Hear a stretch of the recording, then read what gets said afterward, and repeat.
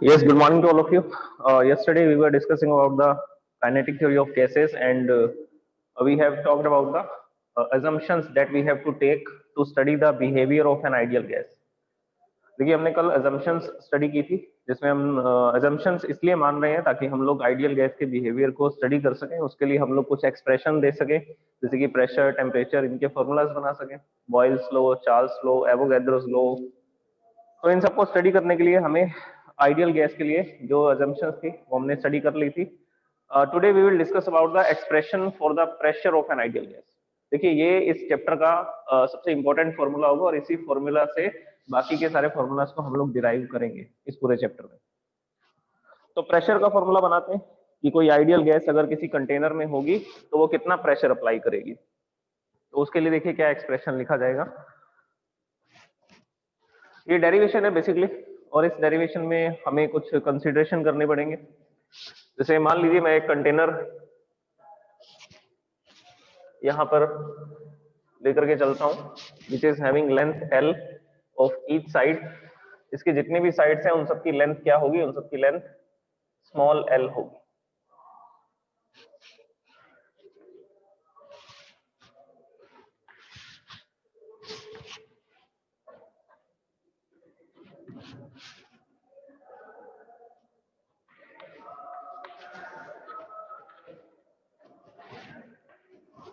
और इनको हम लोग एक्सिस भी लिख देते हैं। This is Z axis. ये जो भी कंटेनर है इसकी जो साइड्स हैं, एजेस हैं, हम उनको एक्सिस के लिए भी यूज कर सकते हैं, x axis, and this one is the y axis. तो ये वाई एक्सिस है। ओके, तो ये हमारा एक क्यूबिकल कंटेनर है।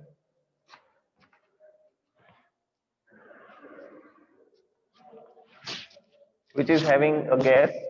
This is origin. इसके कोऑर्डिनेट्स होंगे 0,0,0। अब इस कंटेनर में हम लोग क्या करेंगे, किसी गैस को फिल करेंगे, तो उस गैस को हम इसमें दिखाना चाहेंगे। तो देखिए क्या एक्सप्रेशन होगा उसके लिए। सबसे पहली बात, यहाँ पर कोई भी गैस का मॉलिक्यूल है, कोई भी गैस का मॉलिक्यूल है, एक मॉलिक्यूल की बात कर रहे हैं, वो क्या करेगा, वो तीनों डायरेक्शन में मूव कर सकता है। ट्रांसलेशनल मोशन कर सकता है, रोटेशनल भी कर सकता है, किसी भी तरह का मोशन कर सकता है। तो हम सिर्फ ट्रांसलेशनल मोशन की बात कर रहे हैं। ये मॉलिक्यूल ऐसा भी चल करके जा सकता है इस रूम के अंदर। देखिए तीनों एक्सिस में आपको बना करके बताता हूँ। तीन एक्सिस हम लोग यूज करते हैं, x axis, y axis and z axis. So our system is the 3 dimensional system. ये एक्स एक्सिस है, ये वाई एक्सिस है, और जो आपकी तरफ ये मैंने चौक लगाया इस तरह से, ये जेड एक्सिस है। तो ये हमारा 3 कोऑर्डिनेट सिस्टम है। इसमें एक मॉलिक्यूल एक्स डायरेक्शन में मूव कर सकता है, along x direction, along y axis move कर सकता है, और अलोंग जेड एक्सिस भी मूवमेंट कर सकता है। ओके, 3 डायरेक्शन में मूवमेंट कर सकता है। या ऐसा भी तो हो सकता है कि ये इस डायरेक्शन में चल करके जाए। अगर ये सिर्फ इस डायरेक्शन में चल रहा है तो इसके कोऑर्डिनेट्स एक्स डायरेक्शन में बदलेंगे।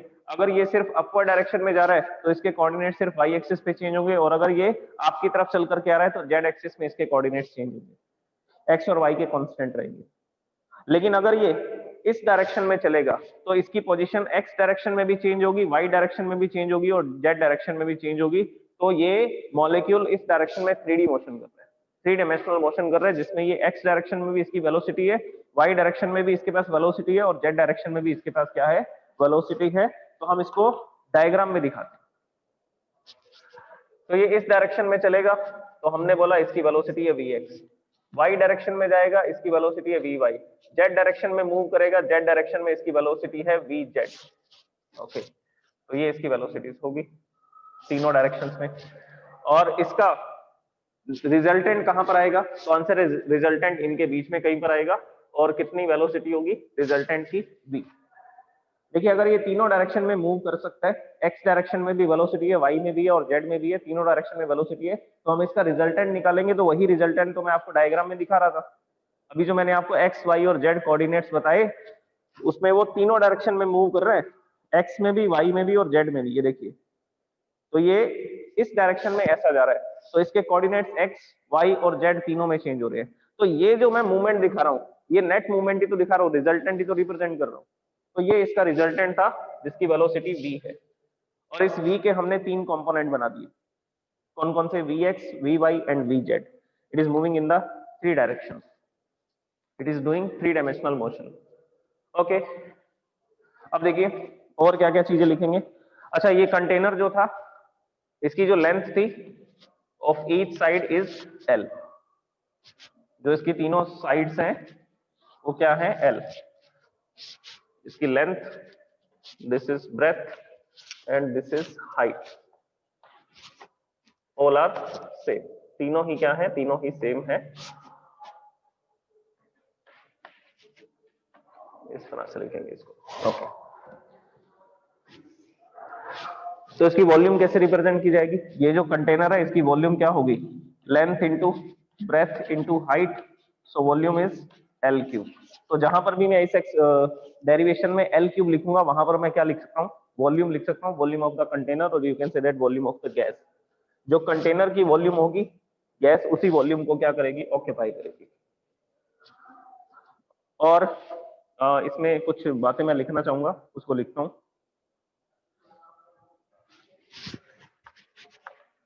Let a hollow cubical container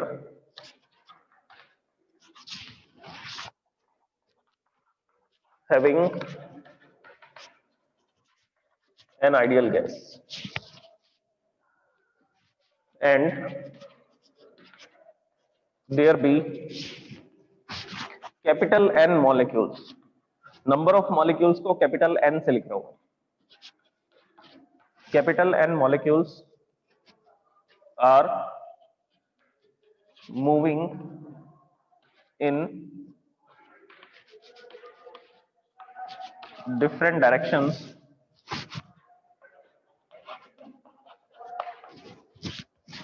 moving with in different directions. और इसमें N मॉलिक्यूल्स हैं जो क्या कर रहे हैं, सब अलग अलग डायरेक्शंस में मूवमेंट कर रहे हैं. और हम लोग क्या मान करके चलते हैं, a molecule is moving with v velocity, और you can say that velocity v. एक मॉलिक्यूल को कंसीडर करके चल रहे हैं. सबसे पहले हम लोग जो भी कैलकुलेशन करेंगे वो एक मॉलिक्यूल के लिए करेंगे, फिर बाद में उसको n से मल्टीप्लाई कर देंगे. बोल देंगे भी अगर एक मॉलिक्यूल जा करके इस वॉल पर F फोर्स लगाता है तो n मॉलिक्यूल्स कितना फोर्स लगाएंगे, n से मल्टीप्लाई कर देंगे उसको. तो हमारा क्या कंसीडरेशन होगा इसमें, हम लोग निकालेंगे फोर्स प्रेशर. पहले निकालेंगे फोर्स, फिर फोर्स के फॉर्मूला को यूज करेंगे प्रेशर में, फिर प्रेशर निकालेंगे कि ये जब इस डायरेक्शन में चल करके जाएगा और इस वॉल को हिट करेगा, जिसको मैंने डार्क किया, जिसको मैंने शेडेड किया, उस वॉल को जाकर के ये हिट करने वाला है कंटेनर की ये पार्टिकल, ये मॉलिक्यूल. तो जब ये जाकर के इस डायरेक्शन में इसको हिट करेगा तो इस पर फोर्स लगाएगा. तो हम एक पार्टिकल का फोर्स निकाल लेंगे कि कितना फोर्स लगा रहा है, और पर यूनिट एरिया में जितना फोर्स लगाएगा वो हो जाएगा प्रेशर. तो एक पार्टिकल के लिए, एक मॉलिक्यूल के लिए कैलकुलेशन की जाएंगी. सबसे पहले a molecule is moving with velocity, with v velocity, and its components of velocity in x, y and z direction, x, y and z direction are, इसके कंपोनेंट्स क्या हैं वेलोसिटी के, vx, vy and vz. x direction में इसकी velocity है vx, y direction में इसकी velocity है vy और z डायरेक्शन में इसकी वेलोसिटी है vz. तो ये इसके कंपोनेंट्स होंगे x, y और z डायरेक्शन में. और नेट रिजल्टेंट वेलोसिटी क्या है, रिजल्टेंट वेलोसिटी इसकी स्मॉल v है. तो ये सारे कंसीडरेशन थे. अब देखिए, अब हम ये मानेंगे कि ये जाकर के सामने वाली वॉल से टकराएगा और उस वॉल का कुछ नाम दे देते हैं हम लोग. It is moving in the x direction and strikes to the yz wall. ये वाली जो वॉल होगी ये कौन सी वॉल मानी जाएगी, yz. ये yz प्लेन है. देखिए इसमें कौन सा एक्सिस आ रहा है, एक तो y एक्सिस आ रहा है और एक ये बाहर की तरफ ऐसा z एक्सिस आ रहा है. तो y और z प्लेन होगा. देखिए क्यूब है, क्यूब के 6 सरफेसेस होंगे, 2 इस तरफ होंगे, 2 ऊपर होंगे, 2 साइड्स में होंगे, तो 6 सरफेस होंगे. तो हम इधर वाले सरफेस की बात करते हैं. ये पार्टिकल, ये मॉलिक्यूल ऐसा चल करके आ रहा है और इस सरफेस पर ऐसा कोलाइड कर रहा है। तो ये जो सरफेस है इसको वाई जेड प्लेन बोला जाता है। इसको क्या बोला जाता है? वाई जेड प्लेन बोला जाता है। तो ये जो भी सपोजिशन हमने किया है, ये जो भी ये अजम्पशंस हमने की हैं इस डेरिवेशन को करने के लिए, ये आपने देख लिया। इस तरह से लिखना पड़ेगा डायग्राम के साथ में, जो भी आप डायग्राम में बताना चाहते हैं। ओके, अब हम इसमें ये लिखेंगे कि एक्स डायरेक्शन में चल करके जा रहा है और एक्स डायरेक्शन में इसकी वेलोसिटी हमने डायग्राम में बता रखी है, वी एक्स। सिर्फ एक डायरेक्शन में कैलकुलेशन करेंगे अभी। Suppose molecule is moving in x direction with velocity vx, with velocity vx, ये x इसके सबस्क्रिप्ट में आएगा।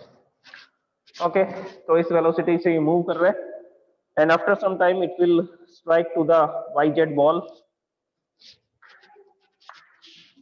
and it strikes to the YZ wall of the container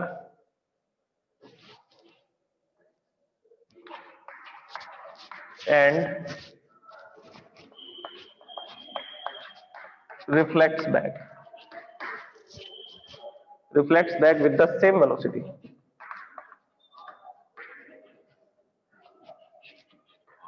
With the velocity minus vx। देखिए vx velocity से जा रहा है, यहां पर मैं बनाता हूं, ये हमारी वॉल थी, ये मॉलिक्यूल इस डायरेक्शन में बढ़ रहा है, किस वेलोसिटी से जा रहा है? vx वेलोसिटी से जा रहा है। और हमने आइडियल गैस के लिए क्या अजम्पशंस ली थी? हमारी ये अजम्पशन थी कि जो भी कोलिजन्स होंगे वो परफेक्टली इलास्टिक होंगे। अगर परफेक्टली इलास्टिक कोलिजन होंगे तो उनकी काइनेटिक एनर्जीज में कोई भी चेंजेस नहीं होंगे। कोलिजन के बाद और कोलिजन से पहले उनकी काइनेटिक एनर्जी में कोई भी चेंजेस नहीं होंगे, मतलब कि उनकी वेलोसिटी सेम रहेगी, डायरेक्शन चेंज हो सकती है, वेलोसिटी सेम रहेगी, काइनेटिक एनर्जी सेम रहेगी, डायरेक्शन चेंज हो सकती है। तो यहाँ पर यही तो लिखा गया, ये स्ट्राइक करने के बाद क्या होगा? रिफ्लेक्ट बैक होगा। तो जैसे जैसे ये इस तरफ आगे बढ़ेगा, जा करके यहाँ टकराएगा, टकराने के बाद ये यहाँ से रिफ्लेक्ट होगा। आप इस डायग्राम को ऐसा भी बना सकते हैं, ये इस डायरेक्शन में ऐसा जा रहा है, ये जो वेलोसिटी है vx है, तो इस डायरेक्शन में आगे बढ़ा, यहाँ पर टकराया, टकरा करके रिफ्लेक्ट हो गया, डायरेक्शन अपोजिट हो गई। पहले ये डायरेक्शन थी, अब ये डायरेक्शन, पहले इस डायरेक्शन में आगे जा रहा था, अब इसके रिवर्स डायरेक्शन में आगे जा रहा है। तो ये डायग्राम भी बना सकते हैं, लेकिन हम ये डायग्राम नहीं लेंगे। ये डायग्राम क्यों नहीं लेंगे? क्योंकि हमने क्या कंसीडर किया है, सिर्फ x डायरेक्शन में इसकी वेलोसिटी vx बताई है और उसके बेसिस पर ही तो हम कैलकुलेशन कर रहे हैं। और ये जो वॉल थी, इसी वॉल को तो हम लोग yz वॉल बोल रहे हैं, ये yz वॉल है। एनीवेज, तो ये इस डायरेक्शन में ऐसा चल करके जाएगा, टकराने पर वापस रिटर्न बैक होगा, कितनी वेलोसिटी से जा रहा था? vx से, और रिफ्लेक्ट होने के बाद जब इस डायरेक्शन में जा रहा होगा तब भी इसकी वेलोसिटी vx ही होगी, लेकिन रिफ्लेक्ट बैक हुआ तो डायरेक्शन दिखाने के लिए हम इसमें क्या लगा देंगे? Minus vx। तो जब इस डायरेक्शन में जा रहा है, इस वेलोसिटी को हम पॉजिटिव कंसीडर कर रहे हैं, अपोजिट डायरेक्शन की वेलोसिटी को क्या लिखा जाएगा? Minus vx। ओके, अब हमारी कैलकुलेशन स्टार्ट होगी। Now we will find the change in momentum during this collision. ये जो मॉलिक्यूल है इसके मोमेंटम में कितना चेंज होगा, मोमेंटम में कितना चेंज होगा, ये क्यों निकाल रहे हैं? इसका क्या फायदा होगा?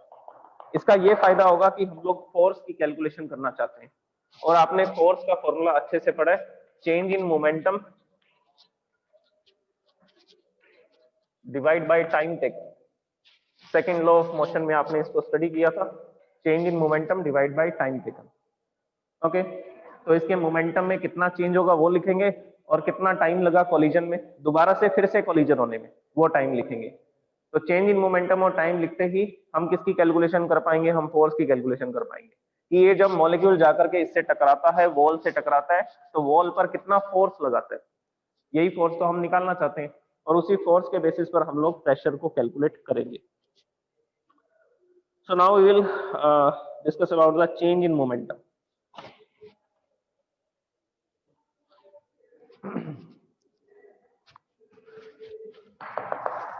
ये डायग्राम को हम लोग इस जगह पे बना देते हैं चेंज इन मोमेंटम कैलकुलेट करने के लिए। ये जो वॉल है दिस इज YZ वॉल, और इसी वॉल से तो आकर के ये क्या करने वाला है, ये मॉलिक्यूल जो है वो स्ट्राइक करने वाला है। तो इस डायरेक्शन में ये आगे बढ़ रहा है कितनी वेलोसिटी से, Vx, और कॉलिजन के बाद ये इस डायरेक्शन में जाएगा, दोनों डायरेक्शन हमने दिखा दी डायग्राम में, और Vx माइनस Vx। और इस मॉलिक्यूल का जो मास होगा उस मास को हम लोग लिखेंगे m। ये एक मॉलिक्यूल का मास है, this is the mass of the one molecule. और हमारे जो एक्सपेरिमेंट है उसमें कितने मॉलिक्यूल्स हैं, उसमें कैपिटल N मॉलिक्यूल्स। अभी लिखा था मैंने, इसको इरेज कर दिया। तो सबसे पहले हम लोग निकालते हैं चेंज इन मोमेंटम, फिर हम निकालेंगे टाइम, कितने टाइम के बाद ये दोबारा से स्ट्राइक करेगा इस बॉल को। ओके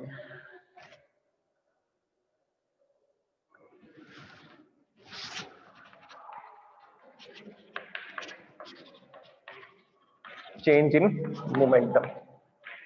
चेंज इन मोमेंटम कैसे निकालते हैं, final momentum minus initial momentum. तो फॉर्मूला लगा देते हैं, final momentum minus initial momentum. देखिए डेरिवेशन थोड़ा बड़ा है तो आप लोग स्क्रीनशॉट लेते रहिए बीच बीच में, क्योंकि मैं जो जो कैलकुलेशंस करूंगा उसको इरेज करके फिर नई कैलकुलेशंस लिखूंगा। और हो सकता है आज कंप्लीट ना हो डेरिवेशन, कल इसको फिर से कंटिन्यू करना पड़ेगा। Change in momentum, so we are going to find change in momentum. Final momentum, momentum कैसे निकालते हैं, मास इनटू वेलोसिटी। मोमेंटम का फॉर्मूला आपने पढ़ा है, स्मॉल p से लिखते हैं, the formula is mass into velocity, the product of mass and velocity. तो फाइनल मोमेंटम ये कॉलिजन के बाद की सिचुएशन है जिसमें इसका मास m है और वेलोसिटी कितनी है, minus Vx। So the final momentum is minus m Vx। Initial momentum, ये फाइनल मोमेंटम लिखा और यहां पर क्या सिंबल आएगा, यहां पर आएगा माइनस सिंबल। इनिशियल मोमेंटम कितना था, mass into plus Vx, mass into plus Vx, mass into velocity, और वेलोसिटी थी प्लस Vx। तो ये इसका इनिशियल मोमेंटम था। So the change in momentum is minus, देखिए ये ब्रैकेट को ओपन करेंगे तो ये भी माइनस mvx है और ये भी माइनस mvx है। So the change in momentum is minus 2mvx।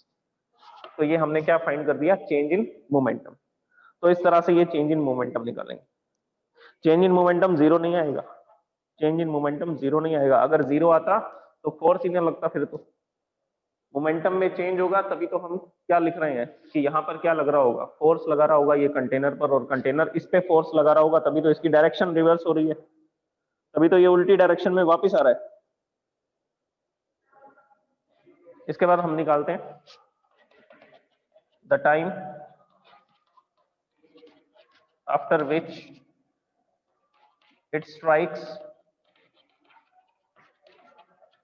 The YZ wall again, it strikes the YZ wall again।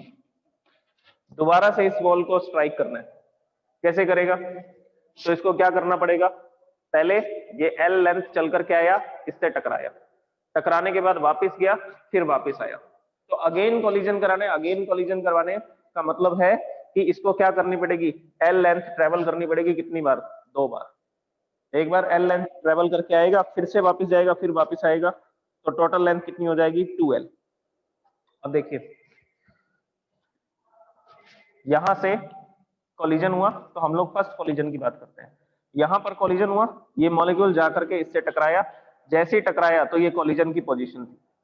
तो अब ये इससे कहां जा रहा है, अब ये इससे वापस जा रहा है इस डायरेक्शन में, कितनी लेंथ चलेगा, L लेंथ चलेगा, और इस वॉल से जाकर के टकराएगा ये वाली वॉल से, जो ये वाली वॉल है जिसको मैं डार्क कर रहा हूं। तो इस वॉल से कोलाइड करेगा, कोलाइड करते ही दूसरा कोलिजन यहाँ होगा, फिर से वापस आएगा, फिर यहाँ कोलाइड करेगा।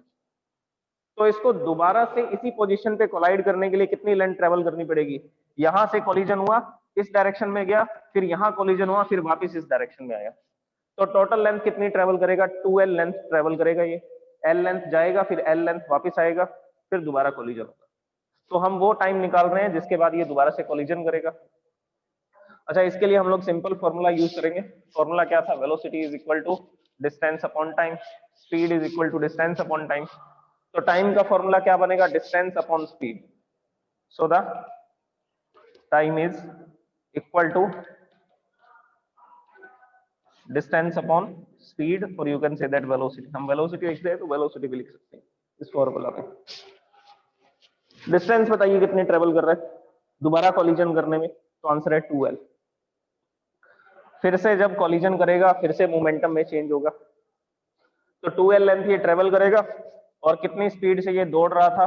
तो आंसर है vx। x डायरेक्शन में कितनी वेलोसिटी से मूव कर रहा है? vx वेलोसिटी से मूव कर रहा है, तो हमने इसको यहां पर ऐसा रिप्रेजेंट कर दिया vx।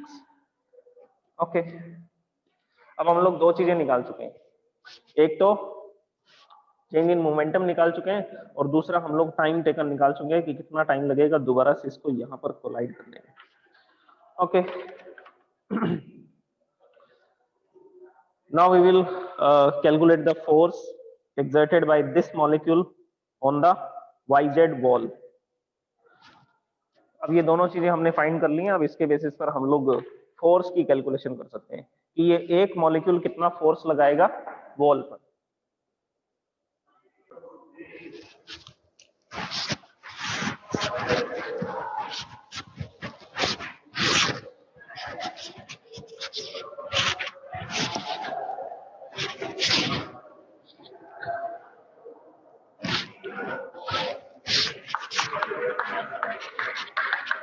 Force exerted by the molecule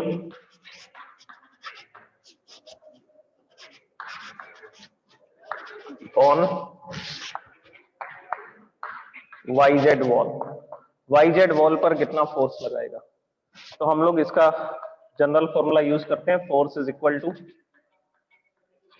change in momentum, या आप लोग लिख सकते हैं मोमेंटम ट्रांसफर्ड। मोमेंटम भी तो कंजर्व रह रहा है, कंजर्वेशन ऑफ मोमेंटम हो रहा है यहाँ पे, इलास्टिक कॉलिजन है। Change in momentum divide by time taken in the collision. Okay, force को हम लोग F से लिखेंगे। चेंज इन मोमेंटम अभी हमने फाइंड किया था,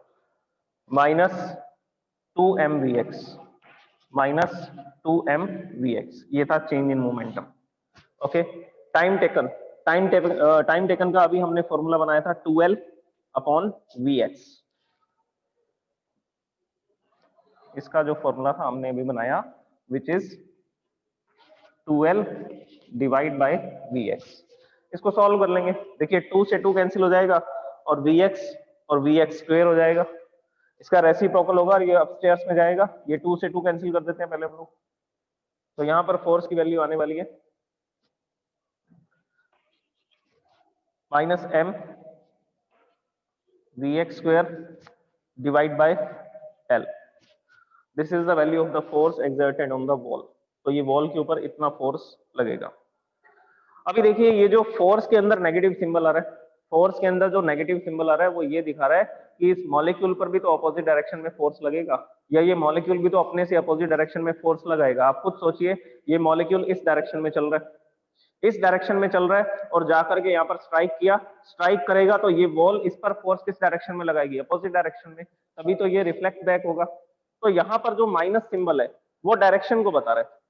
तो आप इसको एलिमिनेट करना चाहें तो यहाँ से एलिमिनेट कर सकते हैं, क्योंकि मैंने यहाँ पर वेक्टर यूज नहीं किया। अगर मैं यहाँ पर एफ वेक्टर लिखता, अगर मैं इसकी डायरेक्शन के साथ में इसको लिखता मैग्नीट्यूड प्लस डायरेक्शन, तब मैं यहाँ पर इसको माइनस लिखता। लेकिन मैं तो क्या यूज कर रहा हूँ? मैं तो सिर्फ इसका मैग्नीट्यूड यूज कर रहा हूँ कि कितना फोर्स लग रहा है, या मॉलिक्यूल कितना फोर्स लगा रहा है, या मॉलिक्यूल पर कितना फोर्स लग रहा है। अल्टीमेटली दोनों फोर्स बराबर ही तो होंगे। एक्शन रिएक्शन लो, ये मॉलिक्यूल अगर जाकर के 1 न्यूटन का फोर्स लगाएगा वॉल पर, तो वॉल भी इस पर 1 न्यूटन का फोर्स लगाएगी, जिसकी वजह से ये रिफ्लेक्ट बैक होगा, जिसकी वजह से ये रिटर्न बैक होगा, वापस अपोजिट डायरेक्शन में जाएगा टकराने के बाद, या किसी दूसरी डायरेक्शन में जाएगा। तो माइनस सिंबल यहाँ पर क्या रिप्रेजेंट कर रहा है? माइनस सिंबल सिर्फ डायरेक्शन को बता रहा है। तो हमें डायरेक्शन की भी जरूरत नहीं है, हमें तो सिर्फ ये निकालना है कि ये मॉलिक्यूल जाकर के जब इस वॉल से टकराएगा तो कितना फोर्स लगाएगा। डायरेक्शन हम देख रहे हैं डायग्राम में। So this is the force exerted by the one molecule on the wall y z. अब हम निकालते हैं प्रेशर, तो ये प्रेशर कितना लगाएगा वाई जेड वॉल पे, तो वो भी कैलकुलेट कर लेते हैं। So the pressure on the y z wall, इसको इरेज कर रहा हूं मैं, you can take the screenshot. Force का फॉर्मूला याद कर लीजिए, m v x square divide by L.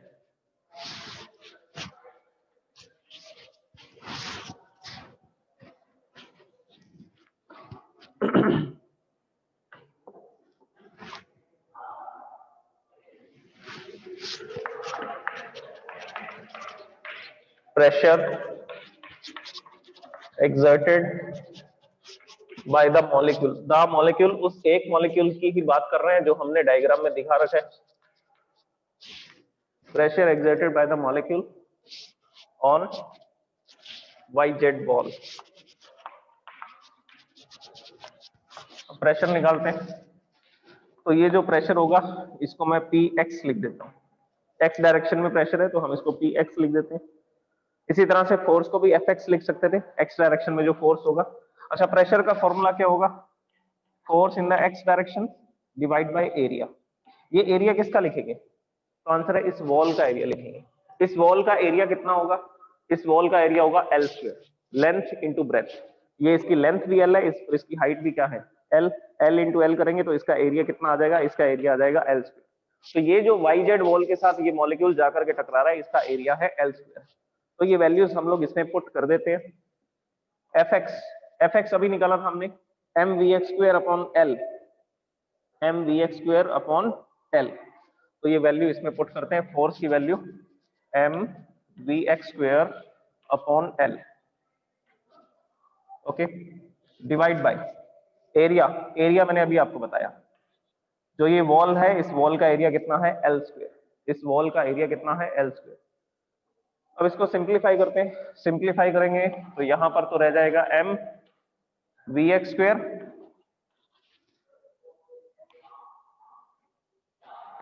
mvx square divide bye ये L और L स्क्वायर, इनको क्या लिखेंगे L cube. So this is our formula of the pressure exerted by the one molecule on the YZ wall. सिर्फ एक molecule इतना pressure लगाएगा, कौन सी वॉल पे, तो आंसर है YZ वॉल पे। सिमिलरली Y और Z एक्सिस में कितना प्रेशर लगेगा, तो हम लोग क्या करेंगे, ये डायग्राम को देखेंगे। अब ये मॉलिक्यूल अगर ऊपर की डायरेक्शन में बढ़ेगा तो इस वॉल से जाकर के हिट करेगा, इस वॉल से जाकर के हिट करेगा, और इस डायरेक्शन में इसकी वेलोसिटी कितनी है Vy, इस डायरेक्शन में इसकी वेलोसिटी कितनी है Vy। तो ऊपर वाली जो वॉल है, ये वॉल जो है इसको XZ वॉल बोलेंगे। ये कौन सी वॉल होगी जिसको मैंने यहाँ पर शेड किया, दिस इज XZ वॉल। तो ये मॉलिक्यूल जब ऊपर की तरफ बढ़ेगा तो इस वॉल से टकराएगा, इस वॉल से टकराएगा तो कितना फोर्स लगाएगा, या प्रेशर, हम लोग डायरेक्ट प्रेशर कैलकुलेट करते हैं, दोबारा से पूरी कैलकुलेशन करने की जरूरत नहीं है। दोबारा से पूरी कैलकुलेशन करेंगे तो सेम कैलकुलेशन आएगी। आप निकालेंगे मोमेंटम एम वी वाई और वापिस से रिफ्लेक्ट होगा तो माइनस क्या हो जाएगा, minus M we Y.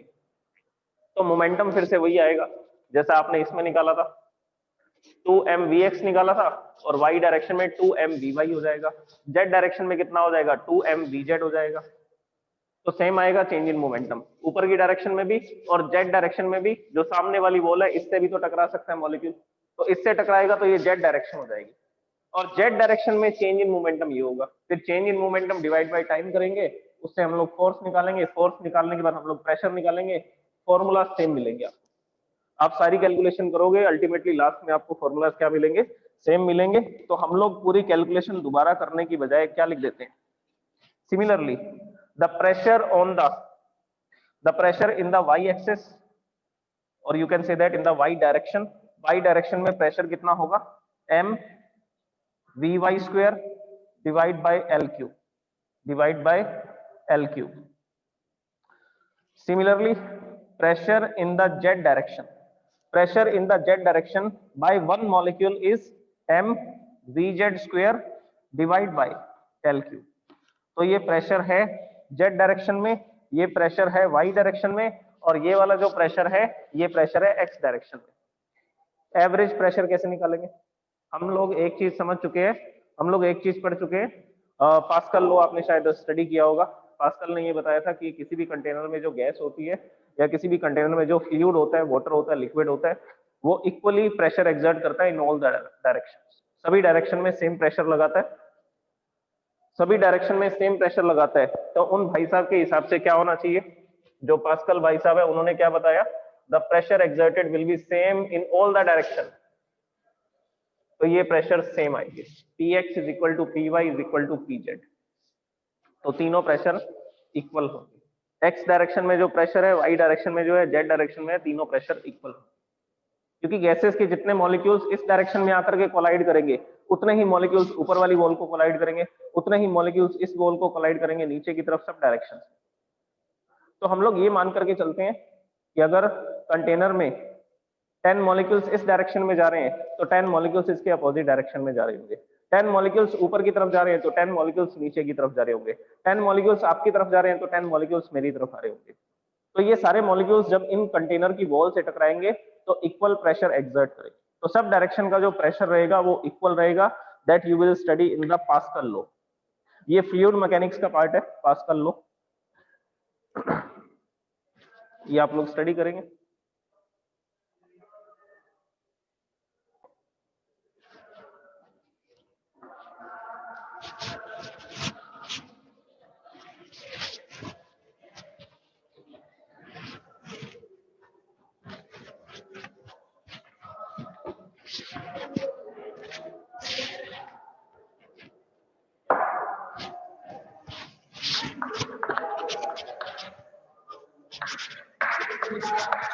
According to Pascal's law, the pressure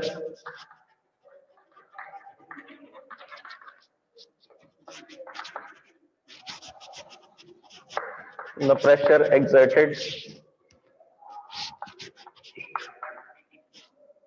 by the fluid मतलब liquid gases is same in all directions। Equal भी लिख सकते हो या सेम भी लिख सकते हो, is same in all the directions।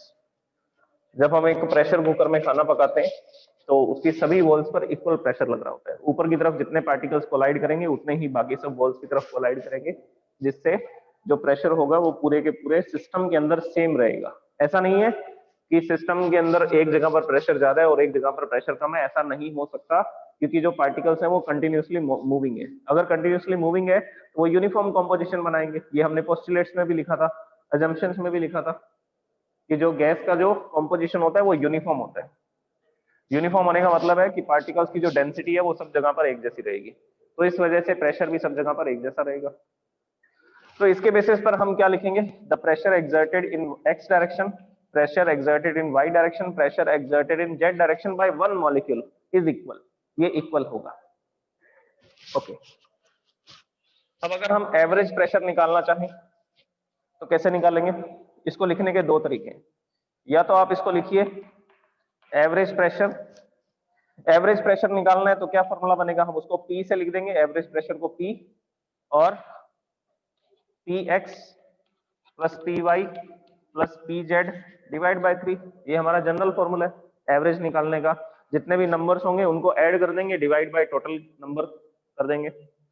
Okay, तो x डायरेक्शन में प्रेशर है Px, y डायरेक्शन में Py और z डायरेक्शन में Pz और डिवाइड बाय 3 कर दिया। तो इससे हम लोग क्या निकाल सकते हैं, एवरेज निकाल सकते हैं। या इस एक तरीका और है इसको करने का, अगर ये तीनों प्रेशर सेम है, अगर ये तीनों प्रेशर सेम है तो मैं इसको क्या मान लेता हूं, late P, Px, Py, Pz तीनों को P लिख सकता हूं। अगर मैं ऐसा लिखूंगा Px plus Py plus Pz तो इक्वल टू में क्या आ जाएगा, Px plus Py plus Pz लिखूंगा तो इक्वल टू में क्या आ जाएगा, P plus P plus P, क्योंकि तीनों को क्या लिख सकता हूं, अल्टीमेटली P लिख सकता हूं। तो ये हो जाएगा 3P is equal to Px plus Py plus Pz और P is equal to Px plus Py plus Pz divide by 3। ये 3 इधर मल्टीप्लाई में था, इधर आएगा तो डिवाइड में आ जाएगा। तो एवरेज का फॉर्मूला ऐसा भी बन सकता है, दोनों तरीके से बना सकते हैं एवरेज का फॉर्मूला। और यहाँ